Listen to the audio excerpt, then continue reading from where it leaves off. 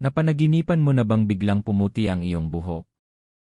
Maaaring pagtingin mo sa salamin, puti na ang buong ulo mo. Unti-unti itong pumuti sa harap ng iyong mga mata. Nakakagulat ang ganitong panaginip, lalo na kung bata ka pa sa totoong buhay. Pero ano nga ba talaga ang ibig sabihin nito? Unang kahulugan, karunungan at pag-unlad. Sa totoo lang, ang puting buhok sa panaginip ay madalas simbolo ng karunungan, maturity, at mga aral na natutunan mo sa buhay.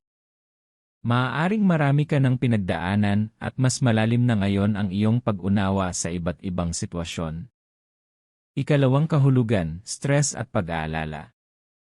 Sa kabilang banda, ang biglang pagputi ng buhok ay maaari ring sumasalamin sa matinding stress, pagod, o mga problemang matagal mo nang dinadala. Maaaring ipinapakita ng iyong isipan na panahon na para bigyan mo rin ng pahinga ang iyong sarili. Ikatlong kahulugan, malaking pagbabago. Ang buhok ay simbolo rin ng pagkatao at imahe. Kapag ito ay biglang pumuti sa panaginip, maaaring may malaking pagbabago sa iyong pananaw, ugali, o direksyon ng buhay. Ikaapat na kahulugan, pagiging handa sa responsibilidad. Minsan, ang puting buhok ay simbolo ng pagiging mas responsable. Maaaring may bagong tungkulin o hamon na darating at hinihikayat ka ng panaginip na maging matatag at handa. Ikalima, depende sa nangyari sa panaginip. Mahalaga rin ang detalye.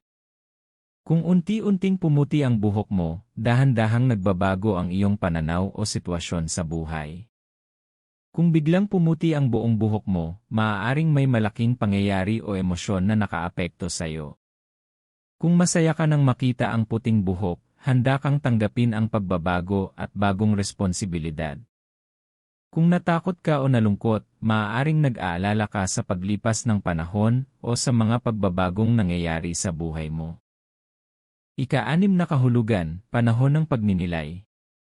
Ang panaginip na ito ay maaari ring paalala na huminto sandali, pag-isipan ang mga naging karanasan mo, at gamitin ang mga natutunan mo upang gumawa ng mas mabubuting desisyon sa hinaharap.